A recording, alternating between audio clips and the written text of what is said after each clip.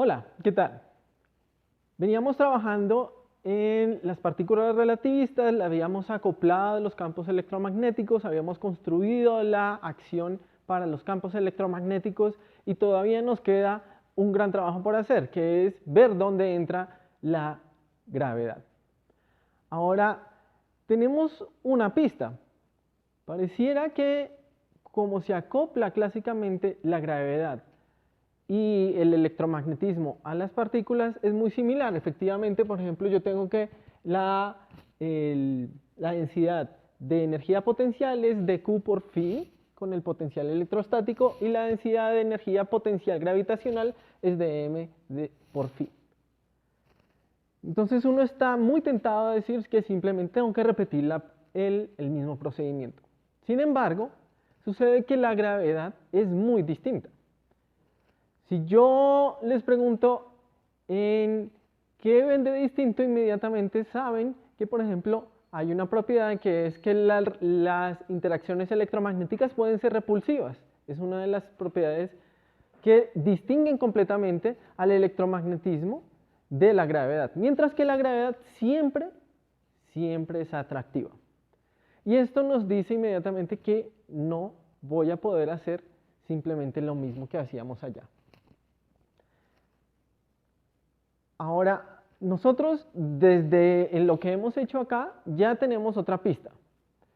Sabíamos, por ejemplo, que la carga, simplemente lo expresé, la carga eléctrica es un invariante de Lorentz, es un escalar.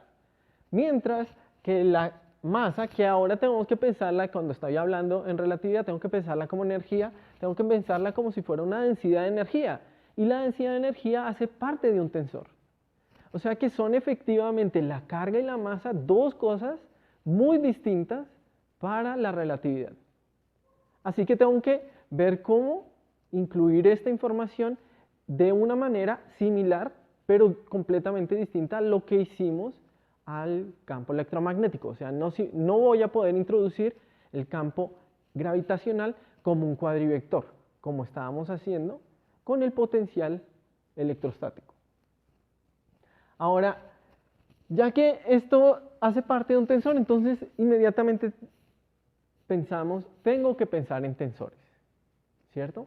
Y el tensor básico, el que nos ha hecho trabajar durante todos estos meses, es precisamente el tensor de la métrica. La métrica es el tensor primordial con el que hemos estado trabajando. Entonces, vamos a intentar ver si podemos deformar o cambiar este tensor para incluir la gravedad.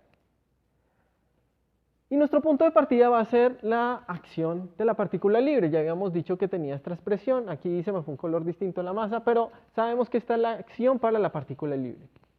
Y mi propuesta va a ser que voy a cambiar la componente 0, 0 de la métrica. ¿Por qué? Voy a pensar por ahora entonces que tengo el potencial gravitacional, ¿cierto? Y él va a interactuar con la masa. Y la masa habíamos dicho que tenía que entrar en la componente 0, 0 de un tensor. Entonces, por ahora voy a ver si es suficiente deformar la componente 0, 0 del tensor, que es el que estoy masajeando para ver si me permite introducir las interacciones gravitacionales. Entonces, aquí simplemente he modificado la componente 0, 0 al introducir este delta, ¿sí? Una deformación. Y voy a hacer lo mismo que hicimos para la partícula relativista. Hice una propuesta y voy a ver que al límite no relativista, al límite clásico, se restrinja o se reduzca a lo que ya conozco. Entonces, el límite no relativista es tomar velocidades mucho menores a la velocidad de la luz. Recuerden que estoy tomando c igual a 1. Entonces, cuando yo tomo esto, esta raíz la puedo expandir y tengo aquí esta expresión. O sea, aquí, hasta aquí simplemente estoy repitiendo lo que habíamos hecho para la partícula no relativista, velocidades pequeñas respecto a la velocidad de la luz. Pero, cuando ya empezamos a hablar de gravedad, esto no es suficiente para decir límite no relativista. Límite no relativista es velocidades pequeñas e interacciones gravitacionales pequeñas. O sea, voy a suponer que la gravedad me está deformando muy poco la métrica. O sea, voy a suponer que esto es muy pequeño. O sea, ahora que estamos hablando de gravedad, tengo que pensar en límites no relativistas conjuntamente con velocidades pequeñas y también interacciones gravitacionales pequeñas o deformaciones de la métrica pequeña. O sea, la métrica es aproximadamente Minkowski, deformaciones muy pequeñas. Así que si yo tomo esto en esta que teníamos aquí, aquí pues tengo que hacer la expansión a primer orden, aquí tengo otra expansión a primer orden, pero si se dan cuenta, en este segundo término voy a tener multiplicaciones de algo que digo que es pequeño por otra cosa que digo que es pequeño, entonces eso lo voy a despreciar, ¿ok? Y aquí también va a aparecer una multiplicación de estas dos cosas pequeñas que también las desprecio, así que solamente me van a quedar este término que aparece de multiplicar este por este, o este por este y viene la masa. Bien, el término cero, que son estos dos, ya los habíamos identificado, energía cinética y energía en reposo. La que aparece ahí, entonces vamos a decir que es las contribuciones debidas a la interacción gravitacional. ¿De acuerdo? Ahora, ¿qué sabemos de la interacción gravitacional? Que viene como la masa, a veces el potencial gravitacional, con un menos por ahí, porque estamos hablando de una densidad lagrangiana. Ahora, si yo quiero que esto me dé algo así, me dé masa por potencial, todavía tengo que hacer una suposición que va a ser muy importante para nosotros. Y es, en realidad cuando yo digo que la interacción que me da la energía potencial es masa por potencial, es la masa gravitacional veces el potencial gravitacional. Aquí la que aparece es la masa inercial. Entonces tengo que hacer una consideración fuerte y es, voy a considerar que la masa inercial y la masa gravitacional son iguales. De tal manera que entonces aquí aparecería masa gravitacional veces algo y ese algo lo voy a identificar con mi potencial gravitacional. ¿De acuerdo? Aquí estoy viendo que me está faltando un 2. Entonces ese algo que me está faltando, que tengo aquí, tiene que ser el potencial gravitacional. Para reproducir lo que yo sé que es el potencial gravitacional, la energía potencial, que es masa por potencial.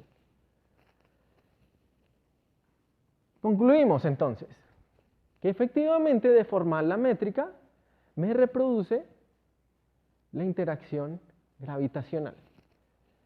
Ahora, como yo lo hice aquí, no tiene una forma muy elegante y covariante como hemos venido haciendo, como lo tratamos de hacer siempre. Ahora se puede hacer. Simplemente voy a suponer o postular que es una métrica,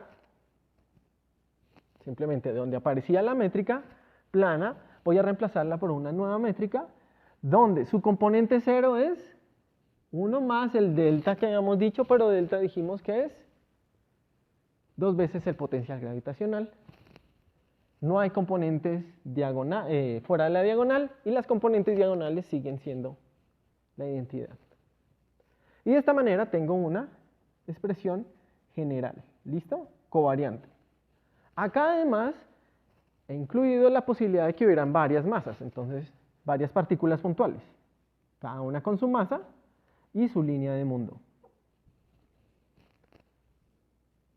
¿Qué vemos entonces? Que inmediatamente cuando suponemos esto, la gravedad es un elemento universal. ¿Por qué? Porque la métrica que está apareciendo aquí es la misma para todos, ¿cierto? Es el mismo potencial gravitacional.